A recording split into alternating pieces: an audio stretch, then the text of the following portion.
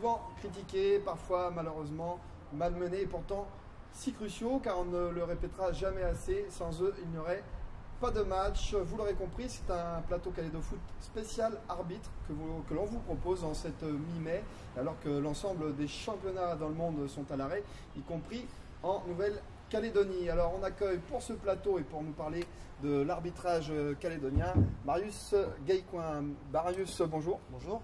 Alors tu es membre de la Commission fédérale de l'arbitrage, vice-président, également formateur des arbitres, et puis également arbitre en fonction au niveau du championnat mobile Super League. C'est ça, donc depuis un peu plus de 20 ans maintenant en tant qu'arbitre, et puis depuis 4 ans membre de la CFA, et bien sûr depuis 3 ans formateur en Nouvelle-Calédonie et depuis peu dans le Pacifique. Alors on va y revenir forcément durant ce petit débat. Bertrand Brial nous fait aussi l'honneur et le plaisir d'être avec nous aujourd'hui, ici même au stade Noumadélé. Salut Bertrand. Bonjour Romain. Alors Bertrand, tu es l'un de nos 3 arbitres FIFA de Nouvelle-Calédonie, également le seul arbitre calédonien qui a participé à un mondial de la FIFA, c'était en Russie 2018 lors de la Grande Coupe du Monde, et puis également, on ne l'oublie pas, cette Coupe du Monde U20 en Corée du Sud, également en 2018. C'est ça, 2 belles étapes dans une carrière d'arbitre, même si elle a été courte comparée à celle de Marius, mais 2 belles expériences et j'espère que ça va se renouveler à l'avenir. On va commencer par toi Marius. Une question aussi simple que complexe. Dans quel état des lieux tu ferais toi de l'arbitrage calédonien actuel, avec un chiffre dont on va peut-être parler, c'est le nombre de licenciés arbitres l'an passé, donc saison 2019, 206 arbitres licenciés à la Fédération calédonienne de football. En 2018, vous étiez 172, donc il y a quand même une progression sur le nombre d'arbitres licenciés ici à la FCF et en Nouvelle-Calédonie. En effet, après ces chiffres-là, il faut quand même il faut savoir les analyser. On a 2 choses. On a les chiffres en eux-mêmes qui répondent aussi à des obligations donc, de la fédération, mais aussi des différents comités, où on impose au club d'avoir un certain nombre de licenciés arbitres. Et l'autre chose qu'il faut regarder aussi, c'est combien d'arbitres on a sur le terrain, concrètement, parce que peut-être qu'on est un peu plus de 200 maintenant, mais concrètement, on revoit souvent les mêmes depuis quelques années, malheureusement. Donc c'est pour ça que grâce à ce genre de petits reportages, c'est aussi l'idée de faire naître des vocations. Puis au-delà de faire naître des vocations, c'est aussi de faire comprendre les lois du jeu, comme tu l'as dit en intro. Sans arbitre, il n'y a pas de match. Je dirais, sans connaître les lois du jeu, il n'y a pas de football, tout simplement. Toi Bertrand, qui a eu un vécu également en métropole, que tu as officié là-bas, donc dans l'Hexagone, tu es revenu ici depuis de nombreuses années avec beaucoup de matchs dans l'élite calédonienne. Je le disais, tu es passé arbitre FIFA en 2014, donc forcément à la clé des matchs internationaux. Quelle est ta vision d'ensemble sur l'évolution de l'arbitrage en Nouvelle-Calédonie?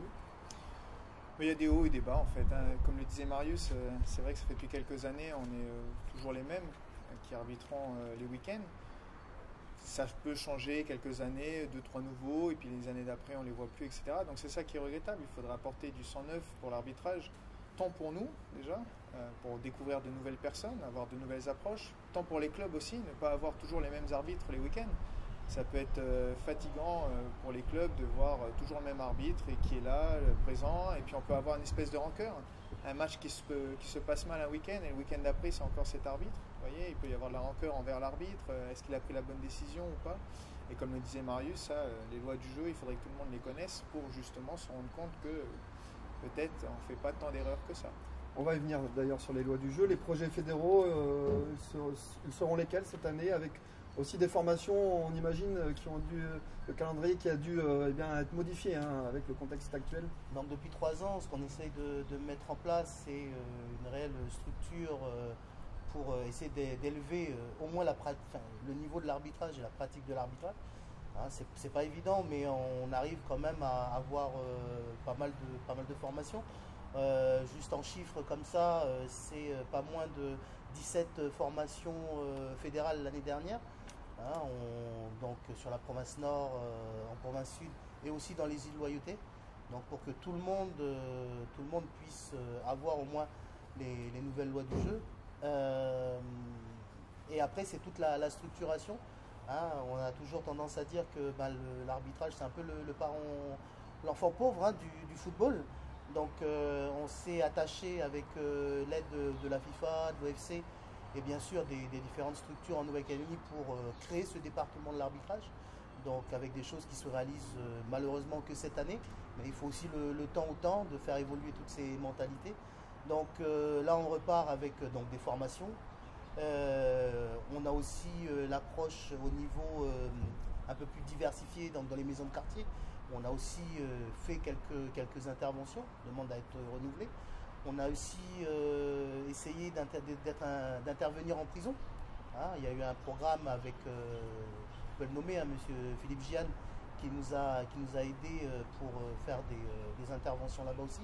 Et depuis cette année, donc avec Bertrand, de pouvoir intervenir au niveau des lycées et notamment au niveau des sections sportives, parce que là aussi il y a une grosse demande au niveau de l'UNSS, mais aussi des sections sportives pour créer aussi cet engouement, parce qu'on a déjà des arbitres, des jeunes arbitres, et puis comme on le dit avec certains, la progression dans le Pacifique, contrairement à d'autres grandes fédérations, elle peut être assez rapide. Donc si on travaille, on peut aller rapidement très loin. Il y a aussi le futsal hein, qu'on n'oublie pas forcément. Donc voilà, au niveau de la commission d'arbitrage, en effet, on a aussi le futsal qui intègre aussi complètement ces objectifs hein, et notamment ces calendriers. On va essayer cette année, nous, de regrouper les deux pratiques en termes de formation, hein, parce qu'on a pas mal de troncs communs. Hein, la préparation physique, même si les terrains ne sont pas les mêmes, mais une préparation physique est pour tout le monde la même chose. Et après, l'approche aussi pédagogique qui va évoluer et qu'on va essayer de faire évoluer avec nos amis du futsal. Toi, Bertrand, qui a, je le disais, beaucoup de matchs à ton actif ici en Super League, est-ce que on pourrait aussi parler d'une distanciation un peu trop forte entre les arbitres de Calédonie et puis les clubs, le staff, les dirigeants, les joueurs même? Est-ce que toi, tu ressens un peu ce fossé par moment qui s'est créé entre l'arbitrage calédonien et les autres acteurs du football ici en Calédonie? Bah, ce fossé, moi je suis pas contre. Hein. C'est-à-dire que même j'ai tendance à le créer, ce fossé avec les joueurs, avec les coachs, les entraîneurs, tous ceux qui sont sur le banc. Parce que parfois, lorsque ça se passe mal, tout à l'heure je le disais, sur un match, les gens nous en veulent. Ils ont raison, ils ont tort, ils nous en veulent, parfois ils nous parlent mal. Et vous voyez, si je crée un rapprochement avec des joueurs, etc., dans le sens, pas forcément on est amis, mais on est des connaissances maintenant, on se voit quasiment tous les week-ends, donc peut-être on peut se tutoyer, etc. Si je crée ce rapprochement, mais qu'après, pendant un match, on me parle mal, pour le moment, on ne m'a pas encore insulté, hein, je prie pour que ça continue, mais si on me parle mal, ça dure. Voilà, et qu'on me fait comprendre vraiment que je ne suis pas désiré sur le terrain, vraiment, je ne le comprendrai pas, quoi.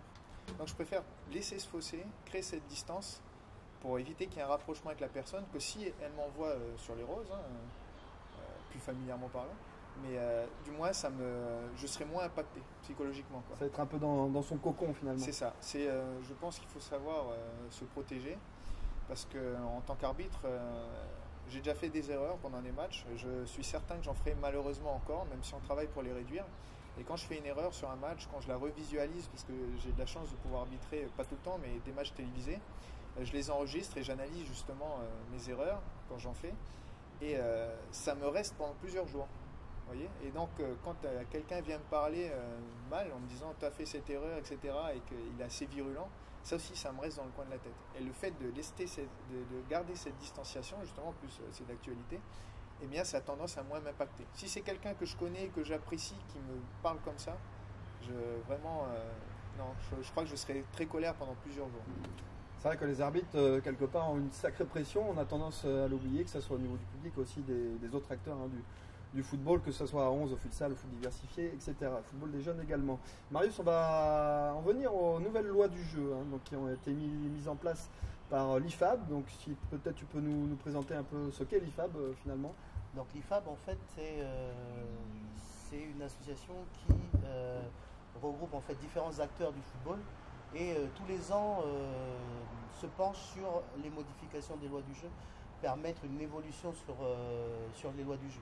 Depuis 2017, donc la volonté de l'IFAB, c'est toujours d'aller plus loin dans le football et rendre le football plus intéressant,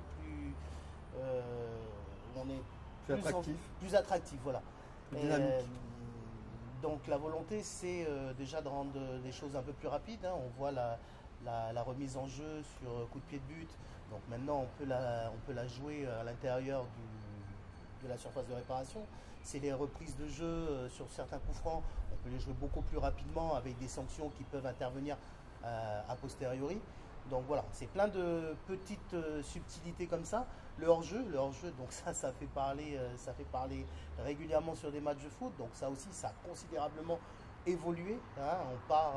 On part d'un hors-jeu de ligne il y a encore 15 ans, que maintenant on est sur vraiment la pertinence de savoir qui joue le ballon, qui intervient dans le jeu, donc des choses comme ça. Et c'est vrai, comme tu l'as dit juste un peu avant, ça donne encore un peu plus de subtilité et de compréhension à l'arbitre et ses assistants, parce qu'on demande aussi maintenant aux assistants qui n'ont plus ce même rôle, le rôle qu'ils avaient il y a encore 4-5 ans, d'être simplement assistants. On demande vraiment aux assistants de comprendre le jeu, comprendre les philosophies de jeu qui peuvent être adaptées sur le terrain, et surtout comprendre les décisions et être vraiment en phase, vraiment être une équipe d'arbitres en fait. Les dernières lois du jeu émises par l'International Football Association Board, si je ne me trompe pas, donc c'est l'IFAB, comment elles vont être adaptées, ou en tout cas mises en place ici, je ne dis pas erreur, pas adaptées, mais en tout cas mises en place ici, puisque c'est vrai que l'an passé en tout cas, elles n'étaient pas encore appliquées sur le championnat mobile Super League. Alors pour la Nouvelle-Calédonie, bon, on a un petit avantage, c'est notre calendrier. On a un calendrier donc annuel et toutes les lois du jeu donc, sont remises au goût du jour en juin. Donc en effet, on est sur nous une application sur une saison 2019-2020, mais on l'applique que nous en 2020. Quand je dis qu'on a ce petit avantage, c'est que pour l'ensemble des joueurs calédoniens et des spectateurs, on a déjà visionné des matchs en Ligue 1, en Ligue des Champions, en Europe et tout ça. Mais tout ça, ça permet déjà de comprendre certaines choses. Ça facilite l'intégration. Ça facilite l'intégration. Maintenant, c'est ce travail qu'on essaye de faire et d'être disponible aussi pour les clubs, hein, pour essayer de leur faire comprendre, ben voilà, la loi, c'est pas forcément ce qu'on en dit avec certains journalistes ou certains médias. Il faut vraiment la lire et la comprendre pour pouvoir l'appliquer un peu par la suite. Bertrand, toi qui as goûté au plus haut niveau ce qui se fait de meilleur dans l'arbitrage au monde, avec cette Coupe du Monde et ce mondial en Russie 2018, comment tu as dû et comment tu as su t'adapter à toutes ces nouvelles lois du jeu? Je précise que tu es arbitre assistant FIFA. Oui, il a fallu tout simplement réviser, apprendre. De toute façon, les lois du jeu, elles évoluent tellement vite qu'il faut toujours s'adapter. Donc avant de partir en Russie, on a eu des formations, une à Dubaï, une en Italie et encore en Russie en arrivant, pour être sûr que tout le monde était bien au point sur les nouvelles lois du jeu. Donc il n'y a pas de secret, hein. Pour avancer avec les nouvelles lois, c'est déjà les lire, voir ce qui a été modifié, et puis avoir des formations grâce à Marius, grâce à la Fédé, où justement on nous montre des vidéos, on voit ce qui se passe, chacun donne son avis, et puis le but c'est d'harmoniser tous les arbitres pour que quand il se passe ce fait-là, tout le monde prenne exactement la même décision. Ok, Marius, tu vas laisser ta place dans quelques instants à Mademoiselle Aurélie Viarouge, qui est une arbitre féminine évoluant en Mobile Super League. Avant ça, on va visionner une petite interview d'un de tes collègues, un trio qui est connu ici, hein, avec Médéric Lacour, donc toi forcément Bertrand Brial et puis Marc Signeux, donc les trois arbitres FIFA. Je vous propose pour Kaleido Foot d'écouter cette interview de Marc Signeux. Comme la plupart des jeunes du pays, j'ai commencé en tant que joueur dans les clubs de l'Icewatch. Puis en 2013, je passe mon premier diplôme d'arbitrage, organisé par le comité Sud, si je me souviens bien, au lycée de Blaise Pascal, pour épauler mon club quand on manquait d'arbitres au niveau local. Dès que j'ai eu mon diplôme en 2013, j'ai très vite eu une première expérience sur l'île de la Réunion. Du coup, dès la même année où j'ai eu mon diplôme, je suis parti sur l'île de la Réunion pour une compétition organisée par la 3F, si je me souviens bien. Du coup, très vite, ça m'a mis un peu des étoiles dans les yeux, ça m'a permis de voyager, de voir l'arbitrage au niveau, enfin, de manière un peu plus spontanée. Souvent on passe le diplôme, mais on reste 3-4 ans sans. Enfin, faut avoir un certain niveau pour espérer voyager, sortir du pays et vraiment découvrir ce hobby. Et moi, dès l'année où j'ai eu mon diplôme, j'ai eu la chance de voyager. Et tout de suite, ça m'a plu. Du coup, je suis resté dans l'arbitrage. J'ai essayé d'aller chercher le plus haut niveau. Comme un peu dans tous les domaines, ça passe par la jeunesse. Ça passe surtout par les jeunes. Il faut surtout essayer d'en attirer le plus. Il faut qu'ils se sentent un peu plus visés pour justement avoir, comme je disais, comme on voit souvent avec mes collègues arbitres, à chaque fois qu'il y a des diplômes qui sont organisés, des formations, il y a beaucoup de jeunes qui viennent et qui ne restent pas. Et moi, pour moi, il faut vraiment mettre l'accent sur la jeunesse pour vraiment que l'avenir de l'arbitrage calédonien soit florissant.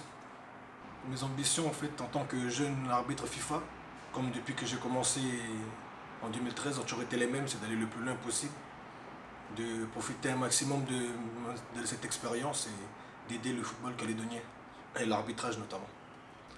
Comme tout sportif, la plus prestigieuse, ce serait la Coupe du Monde. J'ai eu l'occasion de faire la Champions League océanienne, la O-League. Et c'est vrai que la Coupe du Monde, ça reste quand même la compétition de football la plus prestigieuse. Comme l'a fait mon collègue Bertrand Brial. J'aimerais faire de même et pourquoi pas un jour faire une Coupe du Monde et côtoyer de grands joueurs professionnels et de grands arbitres. En tant qu'amoureux du football, que tu sois arbitre, joueur, entraîneur, faut savoir choisir sa place en fonction de ses capacités. Et pour moi, pour motiver les jeunes, je dirais que à titre personnel, le fait d'être arbitre, ça m'a permis de voyager tout autour de l'Océanie. J'ai vu des pays que jamais j'aurais pu espérer voir un jour. Je suis parti jusqu'aux Samoa américaines, en passant par Tahiti, les îles Fidji. J'ai fait l'île de la Réunion, comme je disais plus tôt. J'ai été une fois à Clairefontaine, en France. Et vraiment, sans l'arbitrage, je pense vraiment jamais avoir pu faire tous ces voyages. Grâce à ça, j'ai pu m'affirmer en tant qu'individu, en tant que sportif du pays, en tant qu'homme et en tant qu'amoureux du football. Donc, je dirais aux jeunes, n'hésitez pas, lancez-vous et allez au plus loin de vos capacités. Et le fait d'être arbitre, ça m'a aussi permis de mieux comprendre le football, mieux l'apprécier et mieux le juger. Aurélie Garouge nous a rejoint sur ce plateau Calédo Foot. Salut Aurélie. Bonjour. Alors Aurélie, depuis 2 saisons, tu officies en Mobile Super League. Oui. Avant cela, donc, tu étais en métropole. C'est ça. Comment tu as réussi à t'adapter, t'acclimater à cet arbitrage calédonien? C'est quoi un peu ta vision de tout ça? Et puis tes expériences depuis 2 saisons parmi l'élite calédonienne? En fait, je me suis très bien adaptée ici parce que le jeu est très facile et très fluide. Justement, il y a un football qui joue, en fait, qui vit. Donc c'est une adaptation super facile. Les joueurs sont très comparé à la métropole, beaucoup plus respectueux, j'ai trouvé. Donc je n'ai eu aucun problème ici, puis j'ai été bien encadré soit par Bertrand et Marius et toute l'équipe de la fédération. Donc je n'ai eu aucun problème. Voilà. L'arbitrage féminin dans le monde qui est en plein boom, à l'image un peu du football féminin. Ton ressenti un peu sur ce qui se passe ici au niveau de l'arbitrage chez les féminines? On t'a vu d'ailleurs officier l'an passé sur un trio 100% de filles, hein. Donc c'est plutôt une bonne chose. L'enthousiasme, il se fait ressentir aussi côté arbitrage chez les filles et les plus jeunes? Justement, c'est le problème, il n'y a pas trop d'arbitres féminines et je vois l'an dernier sur le trio, les 2 que j'avais avec moi, elles ont du mal à venir régulièrement arbitrer. Donc on a du mal à les suivre et à les convoquer, à les motiver en fait. Et pourtant, comme tu disais, l'arbitrage féminin, ça prend de l'ampleur et il y aurait la chance ici en plus d'évoluer rapidement au niveau FIFA et de faire de belles choses.